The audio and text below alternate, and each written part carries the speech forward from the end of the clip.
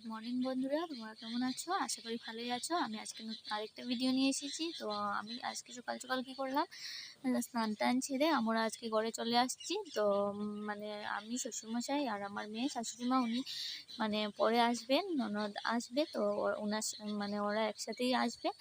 আর এই যে ননদের বর আমাদেরকে মানে হাইলাকান্দিতে ঘরে পৌঁছে দিয়ে চলে আসবে। ওর শিলচরে একটু অফিসের কাজ আছে, তো মানে আমাদেরকে পৌঁছে দিয়ে ও অফিসে চলে যাবে।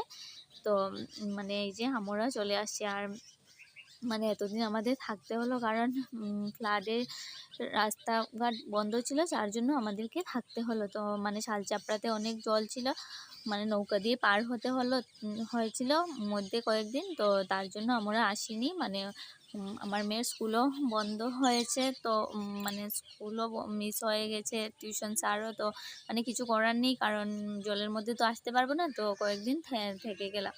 এখন তো জল কমে গেছে, তো মানে আমরা চলে আসছি। কিন্তু জল কমলে কি হলো, রাস্তায় জল নেই, কিন্তু এমনিতে অনেক জল এখনো রয়ে গেছে।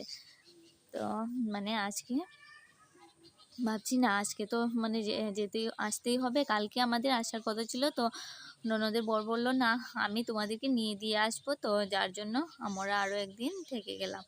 আর সকালবেলা এসে আমি ডাল সিদ্ধ, ডিম সিদ্ধ, মাছ ভাজা এসব বানিয়ে ননদের বরকে খাইয়ে দিয়ে দিলাম, কারণ ওর একটু তাড়া ছিল। তারপর দুপুরের রান্নাটা বসিয়ে আমি আনারস ছিল ফ্রিজে, তো আনারসগুলোকে কেটে নিলাম। কারণ আমি শ্বশুরমশাইকে বললাম যে আনারস খাবেন, তো উনি বললেন খাবেন। তো মানে আমি, আমার মেয়ে আর শ্বশুরমশাই, আমরা তিনজনের জন্য আনারসটাও কেটে বেড়ে নিলাম। আর আমি রান্না করতে করতে ও খেয়ে নিলাম আনারসটা। আর তারপর মানে দুপুরের রান্নাটাও হয়ে যাচ্ছে, প্রায়ই একটু বাকি। আর আমার আজকে নিরামিষ সোমবার, তো আমার জন্য নিরামিষ আর ওনাদের জন্য মাছ। তো কী বানালাম, ডাল, মাছের তেল ছিল একটু, তো এটাকে পেঁয়াজ দিয়ে ভাজা করেছি। আর মাছের ডিমের বড়া বানালাম।